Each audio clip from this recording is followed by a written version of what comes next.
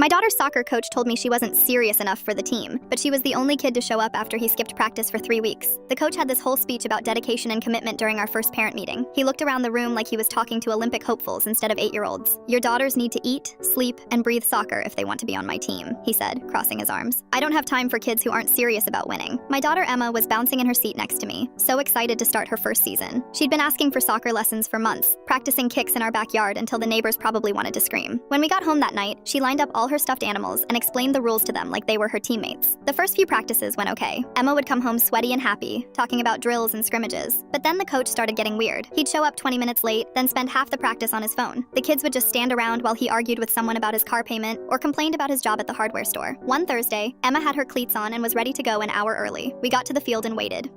Other parents started showing up, checking their phones, looking confused. After 30 minutes, someone called the coach, straight to voicemail. One mom finally got a text back that said, "Canceled today, sick." The next week, same thing. No show, no call until the last minute. Then it happened again. Parents were getting frustrated, asking for their money back. The park district said they couldn't find the coach and were looking for a replacement. Most families just quit and signed up for swimming lessons instead. But not Emma. Every Tuesday and Thursday, she'd put on her uniform and grab her water bottle. "Maybe coach is better today," she'd say. Even when I explained he wasn't coming, she'd insist we drive to the field just in case. We'd sit in the car for a few minutes so she could see the empty field, and then she'd ask if we could practice passing anyway. After 3 weeks of this, I was done. I marched into the park district office and demanded answers. The woman behind the counter looked embarrassed and said the coach had been relieved of his duties, but they hadn't told the families yet. Apparently, he'd been missing other responsibilities too, showing up drunk to equipment meetings. That's when she mentioned they were having trouble finding a replacement mid-season. Most of the other coaches were busy, and the few who responded said the team was probably too far behind to salvage. "It's really a shame," she said, "especially for the kids who were really committed." I thought about Emma, still putting on her cleats twice a week for a practice that didn't exist. "What if I coached them?" I asked. The woman blinked at me like I'd suggested we play on the moon. "Do you have experience?" I laughed. "I have YouTube and a kid who hasn't given up yet." 2 days later, I was standing on a soccer field with a whistle around my neck, watching Emma sprint toward me with the biggest smile I'd ever seen. "You came back!" she yelled, throwing her arms around my waist. Behind her were 3 other kids whose parents had the same idea I did. Show up and see what happened. We didn't win a single game that season. Our first match ended 7-0, and Emma spent most of it chasing butterflies near the goal. But she never missed a practice. Not once. She'd drag me outside on weekends to work on her footwork, and started sleeping with her soccer ball like other kids sleep with teddy bears.